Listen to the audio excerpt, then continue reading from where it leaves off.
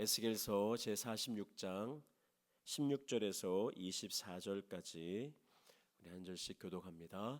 주 여호와께서 이같이 말씀하셨느니라. 군주가 만일 한 아들에게 선물을 준즉 그의 기업이 되어 그 자손에게 속하나니 이는 그 기업을 이어받음이거니와 군주가 만일 그 기업을 한 종에게 선물로 준즉 그 종에게 속하여 희년까지 이르고 그 후에는 군주에게로 돌아갈 것이니 군주의 기업은 그 아들이 이어받을 것임이라.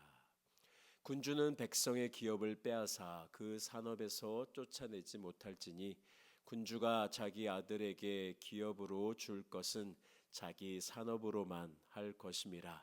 백성이 각각 그 산업을 떠나 흩어지지 않게 할 것이니라.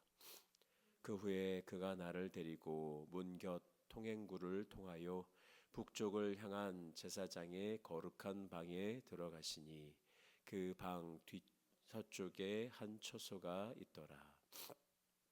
그가 내게 이르시되 이는 제사장이 속건제와 속죄제 희생 제물을 삶으며 소제 제물을 구울 처소니 그들이 이 성물을 가지고 바깥들에 나가면 백성을 거룩하게 할까 함이니라 하시고 나를 데리고 바깥들로 나가서 나를 뜰 네 구석을 지나가게 하시는데 본즉 그 뜰 매 구석에 또 뜰이 있는데 뜰의 네 구석 안에는 집이 있으니 길이는 40척이요 너비는 30척이라. 구석의 네 뜰이 같은 크기며 그 작은 네 뜰 사방으로 돌아가며 부엌이 있는데 그 사방 부엌에는 삶는 기구가 설비되어 있는데 같이 읽겠습니다.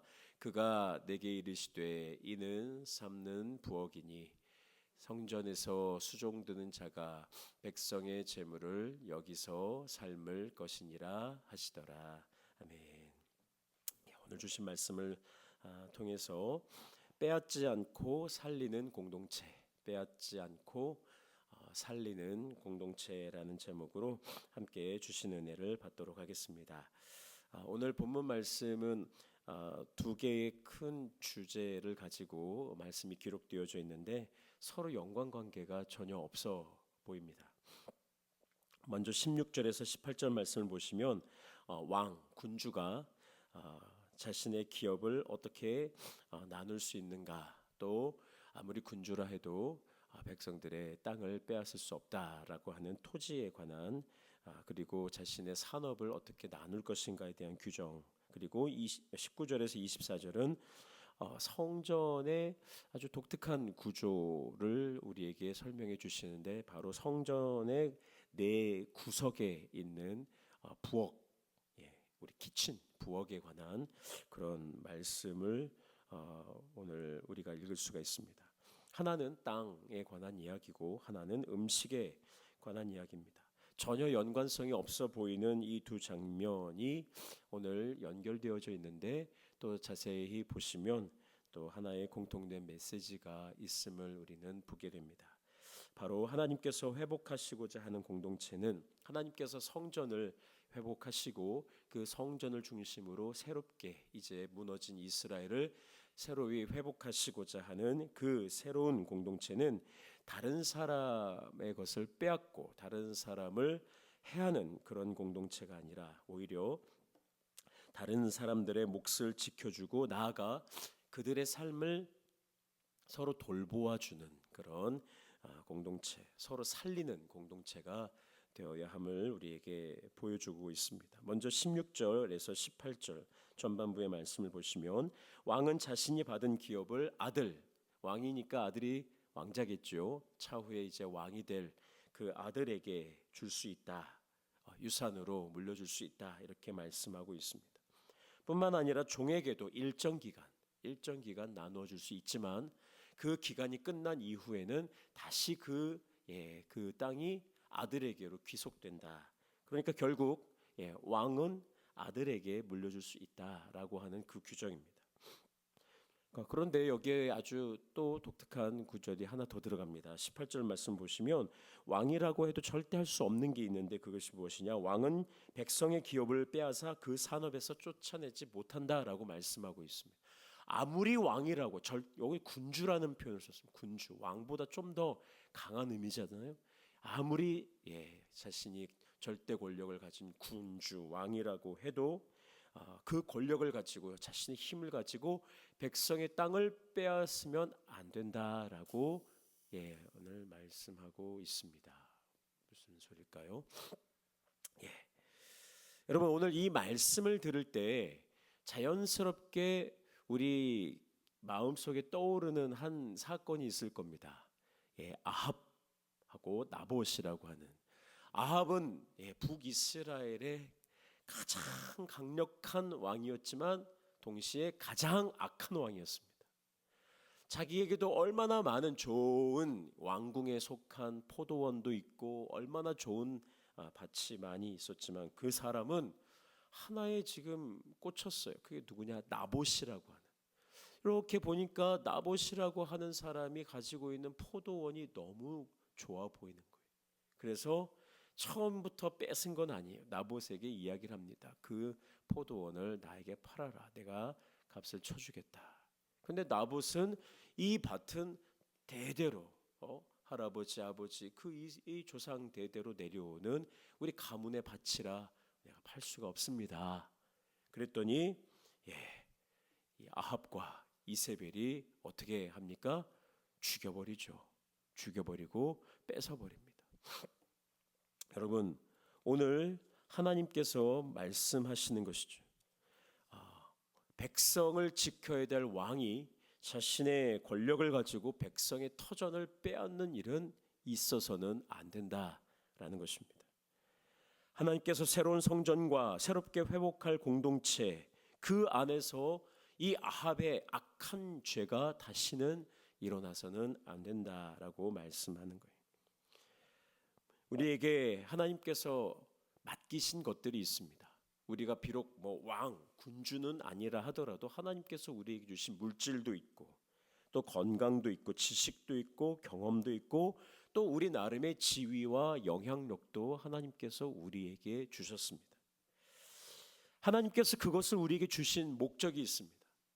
여러분 이것이 하나님께서 내게 주셨다고 해서 그것이 내 것이고 내 마음대로 행해서는 안 된다라는 것이죠. 하나님께서 내게 주신 것 그것이 대단한 것은 아니라 해도 하나님께서 내게 주신 것 그것이 무엇이든 조그마한 재물이든 조그마한 건강이든 지식이든 재능이든 뭐든 하나님께서 그것을 통해서 다른 사람의 몫을 더 많이 뺏으라고 주신 게 아니라는 사실을 우리는 기억하셔야 돼요.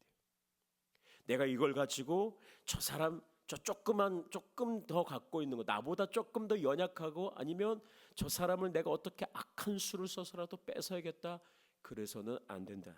오히려 그것을 가지고 다른 사람을 보살피고 살리고 세우고 도우라고 준 것이.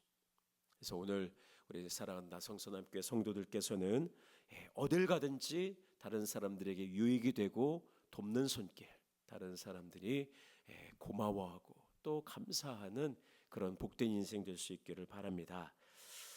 한편 19절 이하의 말씀 또 다른 좀 동떨어진 것 같은 말씀이 나온다. 아까 말씀드렸습니다. 에스겔이 성전의 네 모퉁이를 돌아보니까 성전의 동서남북 네 귀퉁이에 뭐가 있었다 말씀합니까? 부엌이 있었다라고 말합니다. 근데 이 부엌은 어떤 곳이냐? 제사장들이 백성들이 가져온 재물을 하나님 앞에 드릴 때 삶고 또 굽고 또 하는 그런 부엌이었어요. 그냥 다른 일반 음식을 하는 것이 아니라 하나님 앞에 제사 드리기 위한 재물들을 그곳에서 준비하는 그런 공간이 바로 성전 네 귀퉁이에 이렇게 마련되어 있었습니다. 여러분 우리는 흔히 성전이라고 하면 하나님의 성전 그러면 매우 거룩하고 장엄하고 엄숙한 그런 공간들만 있을 거라 생각하지만 여러분 하나님께서 새롭게 보여주시는 그 성전에 부엌도 있었다라는 사실을 우리는 기억해야 됩니다. 백성의 재물을 삶고 또 식사를 준비하는 공간이 성전 곳곳에 있었다라는 사실입니다. 여러분, 하나님의 거룩함은 우리의 현실적인 삶과 분리되지 않습니다. 여러분, 성전이라고 해서 우리와 전혀 다른 그냥 황홀하고 장엄하고 거룩한 그것만 있는 게 아니에요. 그 안에 다 우리가 먹고 살고 하는 그 공간들도 들어가 있다. 여러분, 하나님은 성전의 중심에만 계신 분이 아니라 제단에서 드리는 예배뿐 아니라 성전 모퉁이에서 준비되어지는 음식과 또 백성들의 교제까지도 하나님께서 세밀하게 돌보신다라는 것입니다. 그래서 여러분, 교회는 예배당만 있으면, 여기 이 본당만 있으면 부엌도 있어야 돼요. 친교하는 공간들도 있어야 하는 겁니다.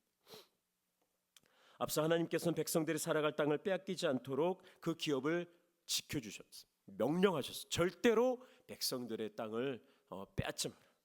그리고 뒷부분에는 백성들이 먹고 교제할 수 있도록 성전 곳곳에 또 부엌을 마련해 주셨습니다. 다시 말해, 하나님께서는 우리의 삶을 터전을 지켜주시는 분일 뿐만 아니라 또 그 삶의 자리에서 살아갈 우리의 삶까지 또 돌보아 주시는 그런 하나님이심을 오늘 말씀을 통해서 우리는 깨닫게 됩니다.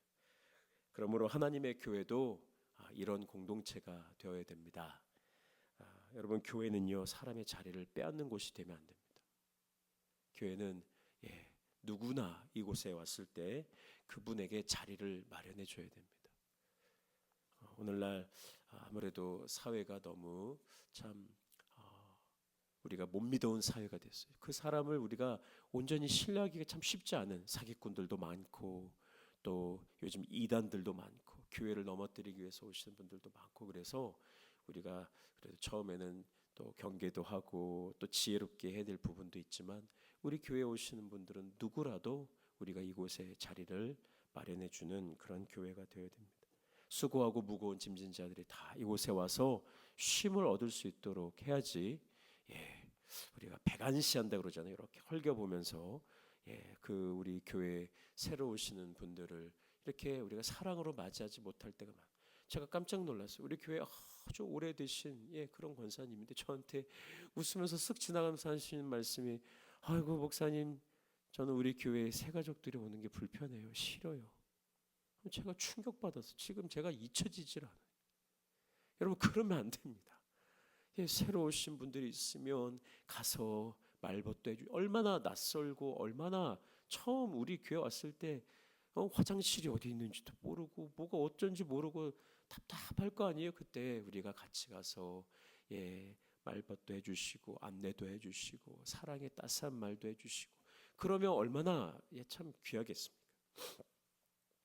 외로운 사람이 우리 교회 왔을 때 따뜻함을 느끼고 사랑을 느끼고, 어려움에 처한 사람이 우리 교회에 와서 다시금 일어설 수 있는 힘을 얻어야 하나님께서 기뻐하시는 공동체가 될 줄로 믿습니다. 여러분, 교회의 거룩함이라고 하는 것은요, 사람을 차갑게 밀어내는 게 아닙니다. 우리는 거룩 그러면 막 예전부터 다 잘라내고, 너는 거룩하지 않아, 너는 이방인이야, 너는 죄인이야.